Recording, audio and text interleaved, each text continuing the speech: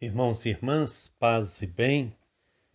Hoje vamos então continuar nossa reflexão do livro do Deuteronômio neste mês da Bíblia. Vamos hoje meditar juntos dois capítulos, os capítulos 19 e 20. Trazem importantes lições, luzes para a nossa caminhada. Vamos então preparar nosso coração, nosso ouvido para acolher a palavra de Deus que nos é dirigida nesta manhã.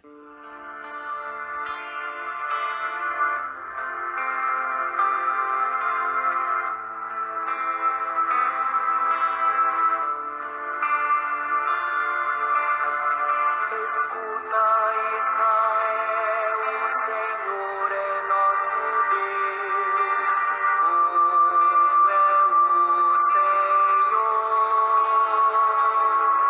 Escuta, Israel, o Senhor é nosso Deus.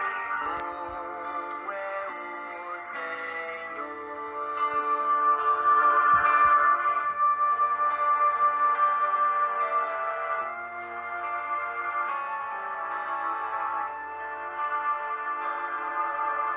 Escuta, Israel, o Senhor é nosso Deus. É o Senhor. Escuta, Israel, o Senhor é nosso Deus. É o Senhor. Quando Javé, o seu Deus, tiver eliminado as nações cuja terra Javé, o seu Deus, vai lhe dar, depois que você as possuir e estiver habitando nas cidades e casa delas, deverá separar 3 cidades no meio da terra que Javé, o seu Deus, lhe dará para possuir. Fixe o caminho para você e reparta em 3 o território que Javé, o seu Deus, lhe dará como herança. Isso para que todo homicida possa encontrar refúgio numa dessas cidades. O homicida que aí poderá refugiar-se é aquele que tenha ferido seu próximo por engano, sem ter tido desprezo por ele anteriormente. Por exemplo, alguém vai ao bosque com seu próximo para cortar lenha. Pondo força no machado para cortar a árvore, o machado escapa do cabo, atinge o próximo e o mata. Tal pessoa poderá então refugiar-se numa dessas cidades, ficando com a vida a salvo. Isso para que o vingador do sangue, enfurecido, não persiga o homicida, o alcance, pois a distância é longa, e lhe tire a vida, e nele não aplique a norma de matar, pois ele não desprezava o outro anteriormente. É por isso que eu lhe dou esta ordem: separe 3 cidades. E quando Javé, o seu Deus, fizer com que suas fronteiras se alarguem, como jurou aos seus pais, e lhe der toda a terra que prometeu dar a seus pais, com a condição de que você coloque em prática todos esses mandamentos que hoje eu lhe dou, amando a Javé, o seu Deus, e andando sempre por seus caminhos, você acrescentará mais 3 cidades às 3 primeiras, para que não se derrame sangue inocente na terra que Javé, o seu Deus, lhe dá como herança, nem haja sangue sobre você. Todavia, se alguém despreza o seu próximo e lhe arma cilada, atacando-o e ferindo-o mortalmente, e depois se refugia numa dessas cidades, os anciãos da sua cidade mandarão tirá-lo de lá e entregá-lo ao vingador do sangue para que seja morto. Que o teu olho não tenha piedade dele. Desse modo, você eliminará de Israel o derramamento de sangue inocente e tudo irá bem para você. Não encolha os limites do terreno do teu próximo. Eles foram colocados pelos pais na herança que você vai receber na terra que Javé, o seu Deus, lhe dá para que você a possua. Uma só testemunha não é suficiente contra alguém, seja qual for o caso de crime ou pecado. Em todo pecado que alguém tiver cometido, o processo será aberto pelo depoimento verbal de 2 ou 3 testemunhas. Quando uma falsa testemunha se levantar contra alguém, acusando-o de alguma rebelião, as 2 partes em litígio devem ir à presença de Javé, aos sacerdotes e juízes que estiverem nesses dias em função. Os juízes deverão fazer cuidadosa investigação. Se a testemunha for falsa e tiver caluniado seu irmão, vocês então irão punir essa pessoa com a mesma pena que ela queria para o seu próximo. Assim você eliminará o mal do seu meio. Sabendo disso, os outros ficarão temerosos e nunca mais cometerão em seu meio mal semelhante. Que seu olho não tenha piedade, vida por vida, olho por olho, dente por dente, mão por mão, pé por pé. Quando você sair para a guerra contra os inimigos, ao ver cavalos, carros e um povo mais numeroso do que o seu, não tenha medo, pois com você está Javé, o seu Deus, que o fez subir da terra do Egito. Quando vocês estiverem para começar o combate, o sacerdote se aproximará para falar ao povo e dirá: Escute, Israel, vocês hoje estão prontos para guerrear contra seus inimigos. Não se acovardem nem fiquem com medo. Não tremam nem se apavorem diante deles, porque Javé, o seu Deus, marcha com vocês, lutando em seu favor contra os inimigos para salvar vocês. Os administradores também falarão ao povo assim: Qual é o homem que construiu uma casa nova e ainda não inaugurou? Pode retirar-se e voltar para casa, a fim de que não morra na batalha, e outro homem a inaugure. Qual é o homem que plantou uma vinha e ainda não a desfrutou? Pode retirar-se e voltar para casa, a fim de que não morra na batalha e outro homem a desfrute. Qual é o homem que está noivo de uma mulher e ainda não a tomou? Pode retirar-se e voltar para casa, a fim de que não morra na batalha e outro homem a tome. Os administradores falarão ainda ao povo: Qual é o homem que está com medo e de coração mole? Pode retirar-se e voltar para casa, a fim de que o coração de seus irmãos não se derreta como o coração dele. Quando terminarem de falar, os administradores vão nomear os oficiais dos exércitos para irem à frente do povo. Quando estiver para atacar uma cidade, você primeiro lhe proponha a paz. Se ela aceitar a paz e lhe abrir os portões, todo o povo que for encontrado será sujeito a trabalho forçado e servirá a você.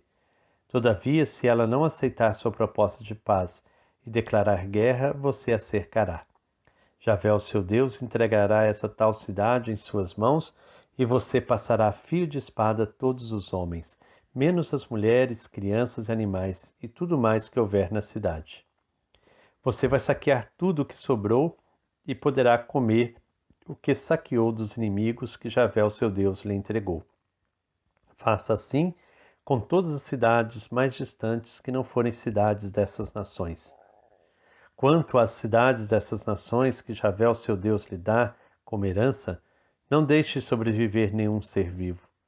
Consagre totalmente ao extermínio os heteus, os amorreus, os cananeus, os ferezeus, os heveus e os jebuseus, conforme Javé, o seu Deus, lhe mandou, para que não ensinem vocês a cometer as práticas abomináveis que eles cometem com seus deuses, e vocês acabem pecando contra Javé, o Deus de vocês. Quando, para atacar e tomar uma cidade, você tiver de cercá-la por muito tempo, não vá arruinando suas árvores a machadadas. Ao contrário, alimente-se delas e não as corte. Por acaso a árvore do campo é um homem que vai fugir de você durante o cerco? Contudo, se você sabe que tal árvore não é frutífera, então pode arruiná-la e cortá-la para fazer instrumentos de assalto contra a cidade que você está combatendo para tomar. Palavra do Senhor, graças a Deus. Hoje, então, temos 2 capítulos para a nossa reflexão. 2 capítulos bem densos, com muito conteúdo. Mas eu gostaria de chamar a atenção para 2 aspectos, primeiramente. Um presente no versículo 14 do capítulo 19. Não deslocarás os marcos do terreno do seu próximo, fixados pelos antepassados na propriedade de tua herança, na terra que o Senhor teu Deus te dá em posse. não reduzirás então a propriedade do teu irmão, né? É assim que fala, não é possível arredar os limites, não encolha os limites do terreno do seu próximo. Eles foram colocados pelos pais na herança que você vai receber na terra que Javé, o seu Deus, lhe dá para que você possua. Em algumas traduções vem então essa palavra marcos. A expressão marcos que encontramos, ela se refere aos limites ou fronteiras, como na tradução da nossa Bíblia fala, não encolha os limites. Trata-se, sem dúvida, dos marcos do próximo e não unicamente do irmão. No capítulo 27, que é onde nós vamos chegar ainda, é amaldiçoado de maneira enfática aquele que manipula tais marcos. O verso que mais do que proibir a substituição dos marcos. A questão de fundo e mais urgente é o da propriedade legítima dos primeiros possuidores da terra. Haja vista que o próprio Deus a entregou a seu povo e a repartiu por tribos, como encontramos descrito em Josué, capítulos 13 até 21, constatando e recordando que Deus é, em última instância, o legítimo proprietário da terra. Estamos, portanto, diante de uma lei que previne a ação dos proprietários de terras que pretendem acumular terras à custa dos pobres. Uma denúncia que encontramos no Antigo Testamento, lá no primeiro livro de Reis, capítulo 21, parece claro que é impossível, em uma sociedade agrária, ampliar um terreno sem se apropriar do que está imediatamente ao lado.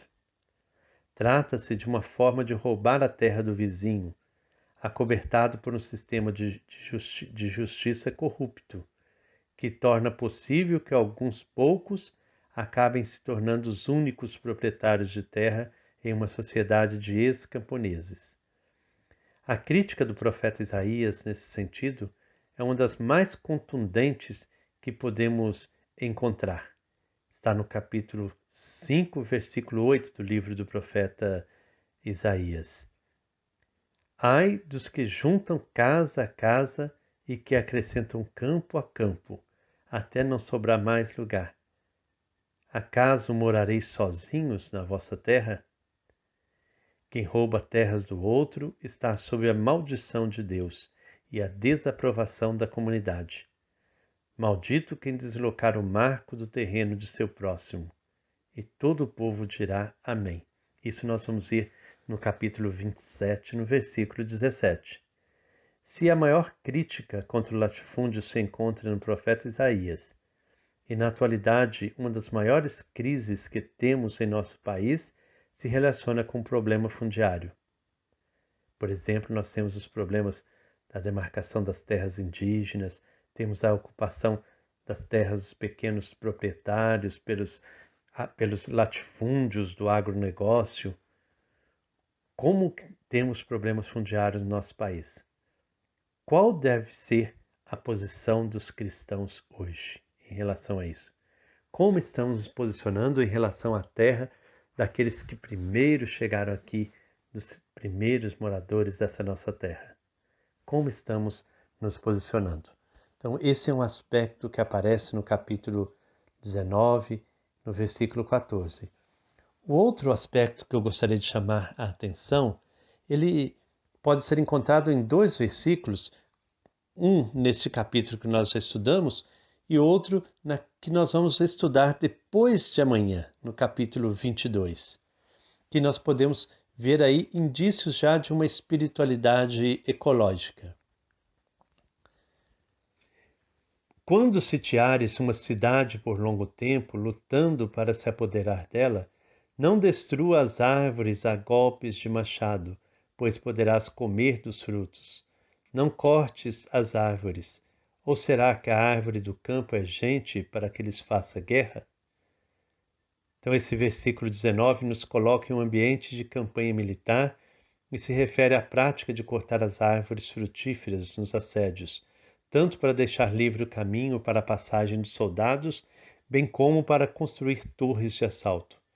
Uma prática recorrente, por exemplo, entre os assírios. Ao proibir que se cortem árvores frutíferas, a ordem introduz certo humanitarismo ecológico na prática da guerra. Se encontrares no caminho, sobre uma árvore ou na terra, um ninho de passarinho, e a mãe juntamente com os filhotes, ou chocando os ovos, não apanhes a mãe com os filhotes.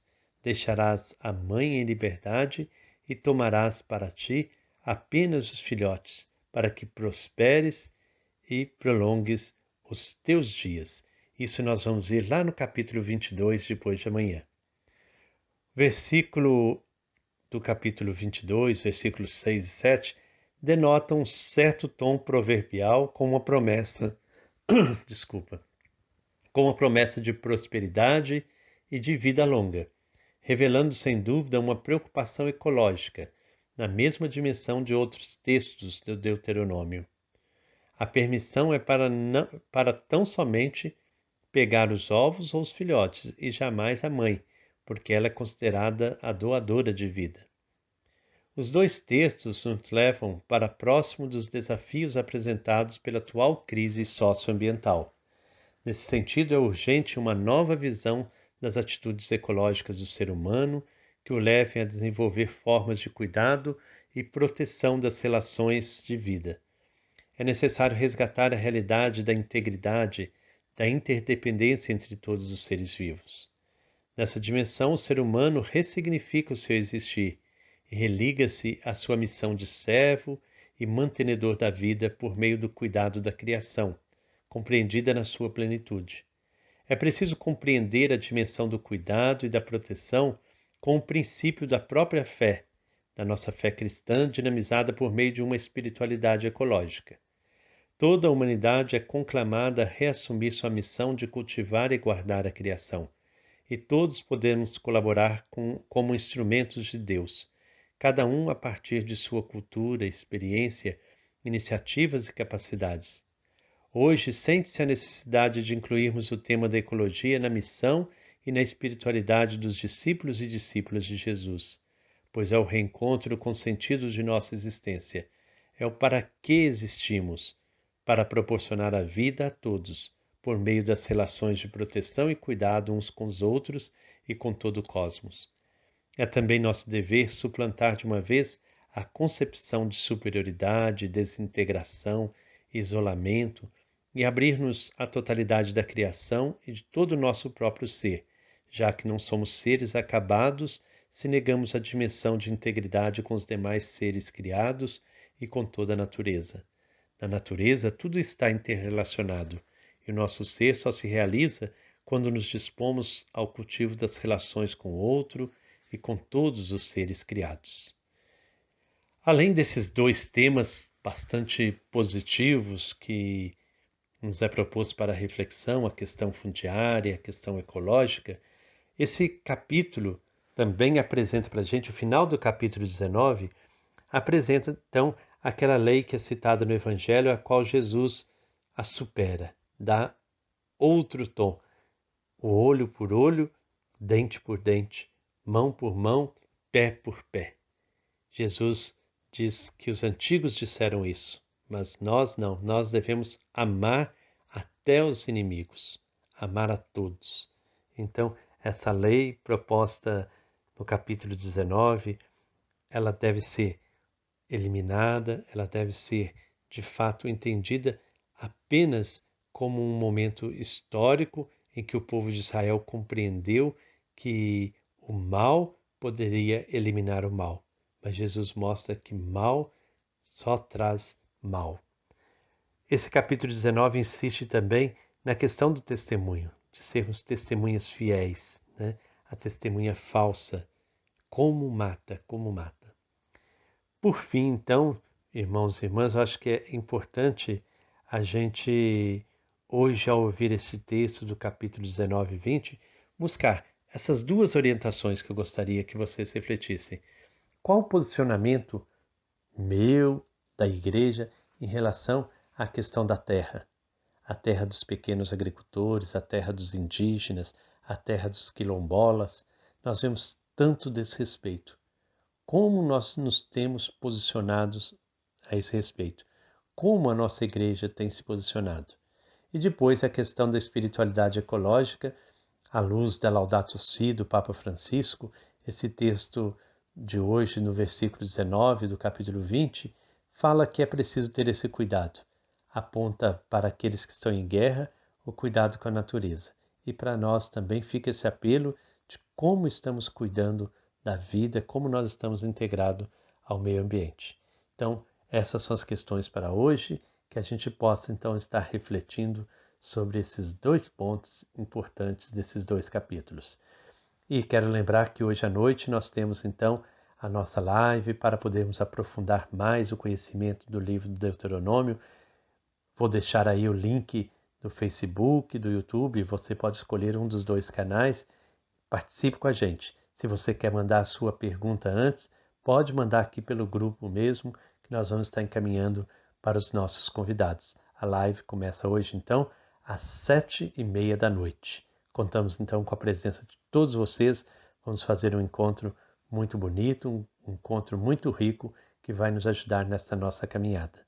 Que o Deus de amor e bondade nos abençoe em nome do Pai, do Filho e do Espírito Santo. Amém. Paz e bem.